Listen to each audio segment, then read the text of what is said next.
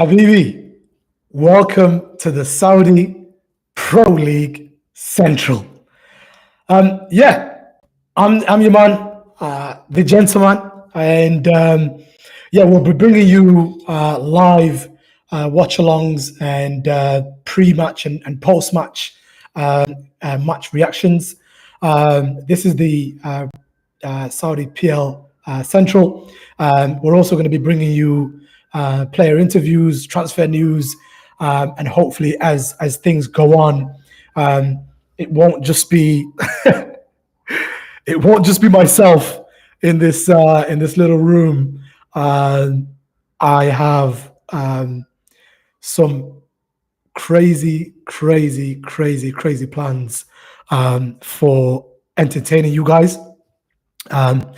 Of course, we're going to make sure to always try to keep it as pure as possible in terms of keeping the commentary on the game. But this is football and this is sport and entertainment. So that's the Saudi Pro League or Saudi PL Central. That's who we are and what we do. In terms of today's game, I've just had to take a little bit of a breather because I think as somebody that really likes Al Hilal, I didn't like the fact that obviously we lost. I'll say we tentatively because it's a new league. I'm trying to adopt a team that is as Arsenal-like as possible in the Saudi Pro League, and so it was a little bit bittersweet because I would have liked to have seen them win, but it was sweet because we got goals. We got plenty of goals. We had the main man, the man, the myth, the legend, the gout. You can guess who that is. Get the goal that he wanted as well. Get a few actually. So, in terms of the game, initially it felt like it was a little bit cagey because Al Nassr came in to inspect and kind of absorb what was going on. I mean, Al Hilal feels like the team that kind of like builds and tries to really play as expansive as possible. Whereas Al Nassr, rightfully so, even though they're still in their city, this was a massive derby. They're the away team in this derby. And initially it was a little bit of a try to figure each other out kind of thing. And I don't know what's happened with Al Hilal. I don't know if they were just missing that little something. But initially, as soon as Al Nassr felt like they could, put their foot on the gas, they did. Ronaldo in pursuit of another golden boot, 19 goals so far in the season. This guy, it doesn't matter if he's in the Portuguese league, Premier League, Spanish league, Italian, or even back to the Premier League or in the Saudi league. He wants to be the best at where he's at, irrespective of the level. He is somebody that wants to be the main man. And actually really inspirational type of guy as well. So, this was not the game I was hoping for him to be inspirational, however. But as it happened,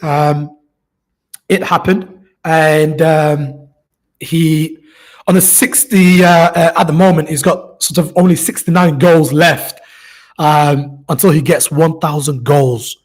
What a man! I mean, in Pele days, I don't know if every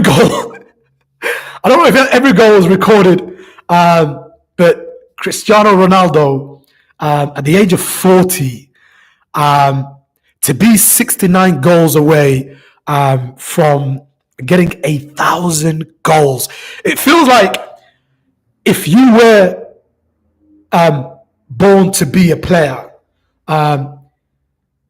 this is the kind of thing that you wish and you dream to do. To come from nothing. I believe his father passed away at a young age, when he was at a young age. And then to come from Portugal, get his name out there, and then to come to the Premier League, where back then it was quality, but you were getting, oh my word, the living hell kicked out of you as well. Never moaned, never cried. I remember I used to think Ashley Cole was the best thing since Roberto Carlos. And to be fair, Ashley Cole was the only one who could try and live with him game to game. But I remember one time he made Ashley Cole do the splits. And as an Arsenal fan, I looked at it and I thought, bloody hell. I mean, to be fair, at that time, we had the likes of Ricardo Quaresma, Robinho, Ronaldinho, players that are known for excitement, and Henry, like Zidane. So it was like, this guy's fantastic, but there were so many good players. But even at that time, I just felt like this guy was destined for great things. And after the match, he tries to play it down by saying, yeah, now we're focusing on the Champions League, the Asian Champions League. He tried to play it down, but they said to him, listen, you're only 69 goals away from that 1,000. He knows he wants to get to that. If he's going to do it in the Saudi Pro League, I don't know. If he's going to maybe go back to Sporting, I don't know. And retire over there. Or if he's going to retire at Al Nassr next season by reaching that 69 goals, winning the league for Al Nassr, winning the Champions League for Al Nassr, and then calling it a day. I don't know. I don't want him to call it a day. I think he could go on till he's 45. I want him to be the LeBron of the Premier League, of football. I want to see him play with his son, because there are only certain players in the world that deserve that kind of accolade and respect. Back to the game.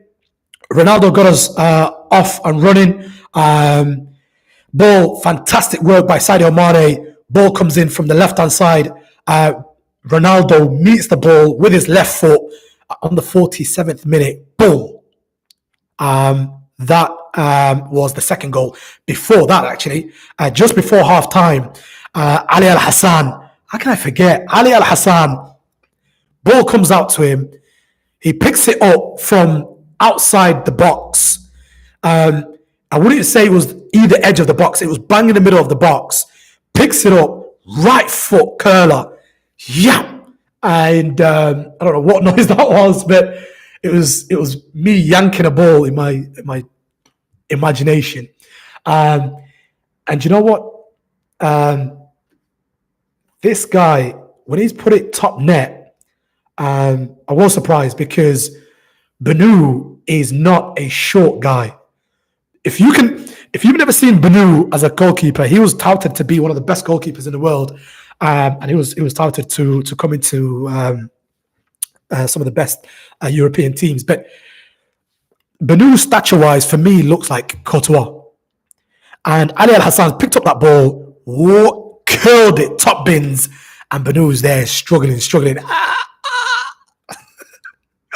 And the misery started from there, really, for Al Hilal.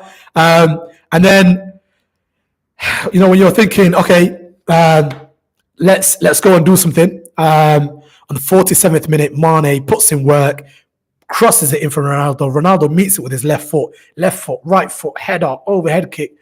Oh my word! I think the kids nowadays call it glazing. But Ronaldo is the man. What can I say, bro? Ronaldo is the guy. And then from there on, we thought we had a lifeline. You've got the Ronaldo goal. I'm like, okay, there you go. The man, the myth, the legend scored. Now, Al Hilal, come on, let's do something. And excuse me, I thought on the 62nd minute, I thought Ali Al-Bulaihi answered that call. Ball's crossed in from the left-hand side, and he's met it. Initially, talks of offside, and there was that little bit of fear, but we thought, come on, please. I'm hoping it's not left side. It's not offside. And the goal stood 2-1, all to play for. Riyadh derby. Al Hilal is not a team you want to count out. Regardless of the kind of team they're playing against. So I thought, okay, let's do this. But instead, Al Nassr really just put a huge dagger in our title charge. I'll have a look at the league table in a moment, but on the 88th minute, Cristiano Ronaldo puts in a penalty, puts it right in the middle, and that is all she wrote for that game. It was 3-1. And I think I was really disappointed. I was really disappointed with Hilal, because it feels like, I know we had internationals, and I know we had obviously Ramadan. Obviously, not every player has been fasting and stuff like that, but it feels like Al Hilal never really went up the gear, or up the gears that they could do. I also felt like the midfield trio for Al Hilal never really got going. I mean, between Neves, Savic, and Mohamed Kano, I really thought against Ali Al Hassan and Brozovic, I thought they would at least have maybe one defensive and then two players interchanging between defense and offense, and really causing troubles, and at least one of the midfielders playing those direct beautiful balls into Malcolm, the likes of Malcolm and Ali, Salem Al-Dosari. And in terms of Ali Al-Dosari, actually, I wanted to say something a little bit about him. In terms of key takeaways, this for us as Saudi PL Central is our first ever live watch along. In terms of myself as the gentleman, it's my first ever live stream in general, but also my first ever live stream of the Saudi Pro League. And I feel like, yes, you need world-renowned players, such as potential signing of Kevin De Bruyne, who was today just announced that it's the end of his stay at the blue side of Manchester. Now, whether he'll come to the blue side of Riyadh and join Hilal, or whether he'll join today's victors, Al Nassr, we don't know yet. But what I wanted to say, going back to my point, is, yes, it's good having fantastic players like Kevin De Bruyne come into the season, come into the league, and do their thing. But I genuinely feel like a lot of players like Salem Al-Dosari need to get the recognition, respect, and fanhood and attention and media frenzy that some of the players that come from these international leagues get. Because this guy, left foot, right foot, speed, the how do I call it, the aura, he has it all.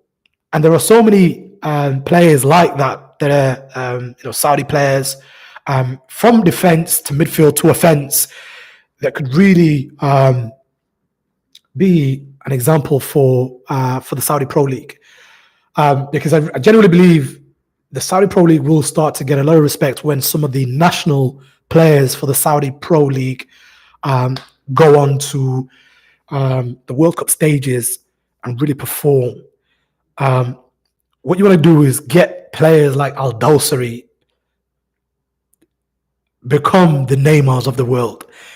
What you want is the likes of Al-Dosari to be going into a World Cup, and for the child in Brazil, the child in Djibouti, South Africa, Malaysia, America, Canada, China, Russia, Middle East, Mexico, every child to look at the likes of Salem Al-Dosari and want to style their boots like him, want to style their hair like him, their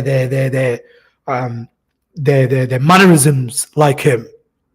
So I think in terms of key takeaways, I think, yes, it's good to have international players, but Salem, I keep calling him Ali, but Salem Al-Dosari is somebody that got me excited today. He's usually one of the most consistent as well in the Saudi Pro League. So I'd love to see him, and I'm really excited to watch him play going forward. And then in terms of other sort of key takeaways, the fans are passionate.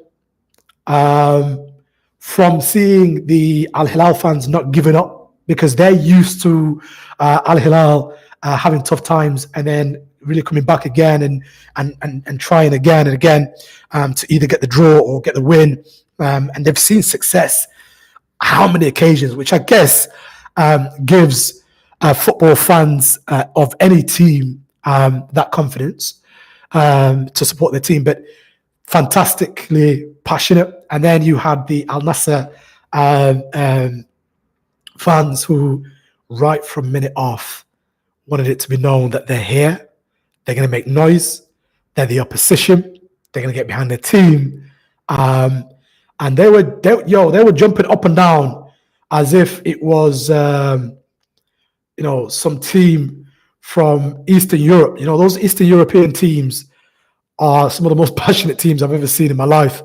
And the Al Nassr fans, honestly, you could, if I didn't know they were Al Nassr fans, I think it was a game somewhere in Europe because they were super passionate as well. And then they got 1-0 ahead and they went crazy. Then they went 2-0 ahead when the man, the myth, the legend, when he scored, they went nuts.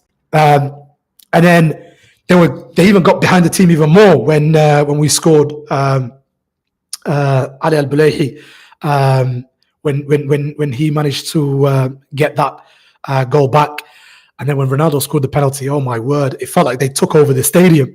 So I'm so genuinely happy. We didn't know how it was going to go. We've had so much difficulty getting up and running, and we really wanted to get you guys some of these live watch-alongs starting from today because it is the last of big weekends of derbies, such as the Riyadh derby we covered today, and then also the Jeddah derby that we're going to be covering tomorrow. So we worked incredibly hard behind the scenes to try and get you guys these live watch-alongs. So I'm super excited. I'm in tears, figuratively speaking, because I wanted Al Hilal to get the win.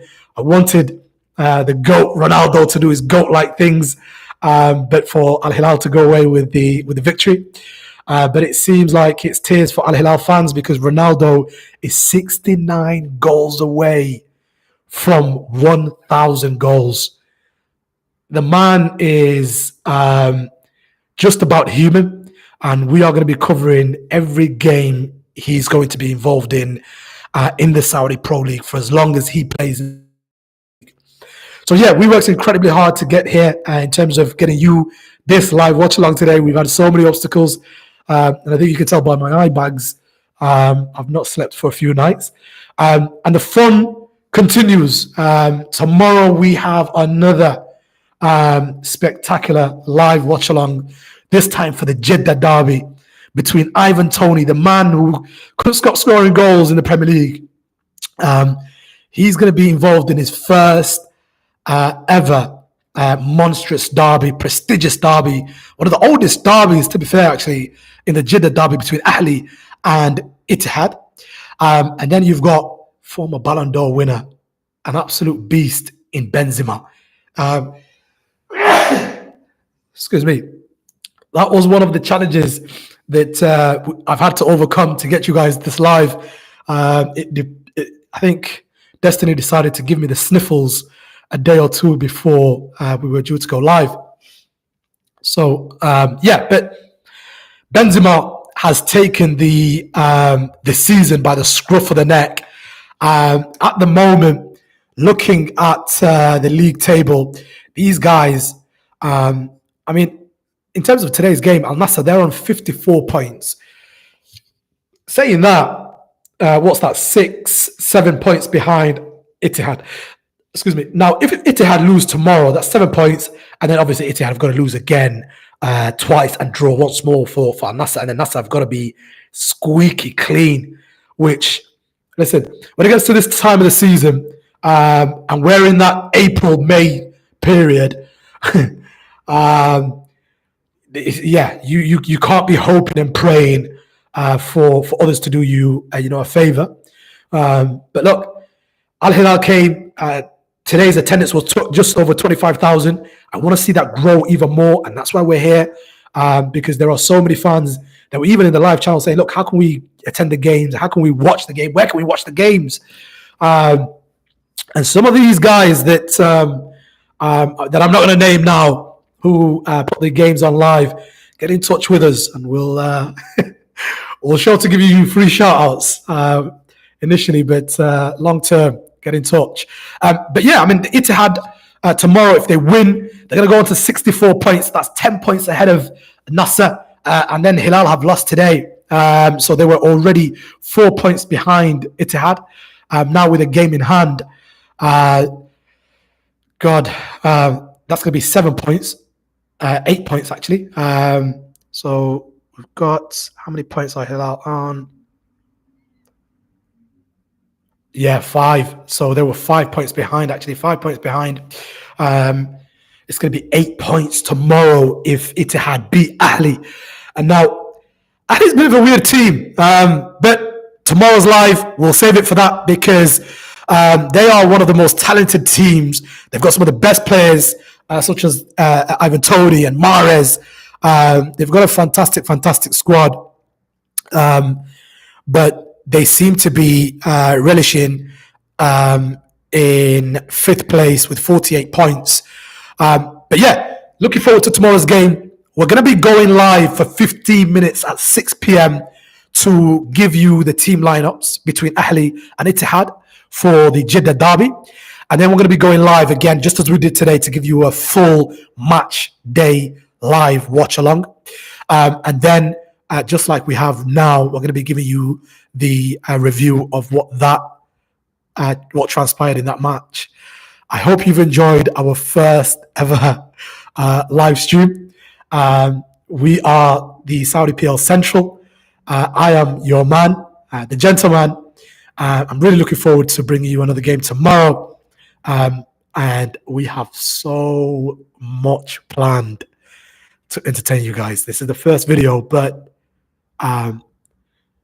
yeah, I don't want to say too much. Just keep your eyes peeled. Right. Love you guys. Have an amazing Friday night. Al Hilal fans, yeah, let's get some food. Let's get some tissues. And then let's go again next week. You never know. Ittihad could lose tomorrow, and then it's all to play for again. And for Al Nassr fans, it looks like your man that you paid a lot of money for has done his job. Respect Ronaldo. Respect Al Nassr. Until next time, take care.